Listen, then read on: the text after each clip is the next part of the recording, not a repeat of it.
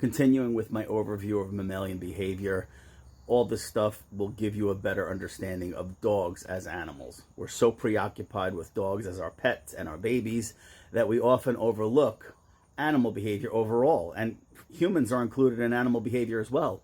So when we look at mammalian behavior, the three components that I talked about previously, parental care, social behavior, and dominance hierarchy, are important to have at least a superficial understanding of. Obviously, parental care. Mammalian behavior as it pertains to parental care, lactating, raising their young, defending their young, teaching their young lessons, allowing their young to learn lessons, right? These are all concepts that are important to better understanding dogs. And social behavior. Social behavior, I mean, I don't know who needs to hear this, but dogs are social mammals, right? Much like all other social mammals. And it's a cooperative form of living where there are, certain concepts and obligations that each member of the family unit has, or responsibilities that they have, or they defer to other members of the family unit. Social behavior is very important for all mammals, well, social mammals rather, because there are solitary mammals, all social mammals, right? That they have to learn cooperative living within the family unit. Very important. And within the social behavior of learning how to live within the family unit, there are things that are taught and things that are learned, right? So put that, kind of throw that into your domestic household where your dog learns things, but we also teach them things. And finally, my favorite one to talk about, dominance hierarchy. Just use of the word dominance has a whole demographic of dog trainers that probably just soiled their pants because the word dominance makes them feel uncomfortable. Dominance theory in dog training is an old school, outdated, archaic method of training dogs. That's not what dominance hierarchy is. Dominance hierarchy occurs within the animal kingdom. Specifically, we're talking about social mammals. Every social mammalian family unit has dominance hierarchy present in it, okay? Whether it's wolves or herds or, well, not that birds aren't mammals, but flocks, people, okay? Humans have dominance hierarchy within their family unit. You don't see 3-year-olds running the family, do you? You don't see 7-year-olds going to work every day and providing for the family. You don't see 4-year-olds protecting the family. No, you don't see that. Dominance hierarchy does exist, and it's important to have a superficial understanding of that, because dominance hierarchy at its core, especially with social mammals, it's about survival of the family unit. And, dominance hierarchy consists of, there are certain roles and responsibilities of every family member.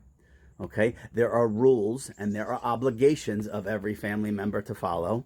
Okay, and it's very important because that leads us into domestic dogs, that they thrive on structure, they thrive on guidance, they thrive on rules.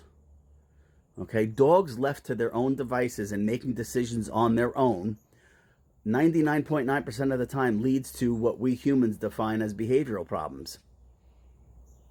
Because the behaviors that are being exhibited when there are no rules, they are not aligned with our expectations of our dogs. We have to implement rules. We have to teach them. We have to allow them to learn. We have to have an environment of reciprocity, because that's really what dominance hierarchy is. We have the rules set here, and then everything falls in line after that. But the family unit works together for the survival of the family unit. That's why I believe, I don't believe, it's a scientific fact that social canids are, a group of social canids are considered a pack. And that's the other word. You can't say the P word in dog training. Dogs aren't pack animals. They are literally social mammals. That is the definition of a pack of canids, right? A herd, a pack. A herd, a pack. A flock, even though birds aren't mammals, okay? Pods. These are all family units. They are social mammals that have family units. We just call them different words. So anyway, I digress. Have a superficial understanding of dominance hierarchy within the animal kingdom. Again, it's not just with dogs. Again, herds, packs, flocks.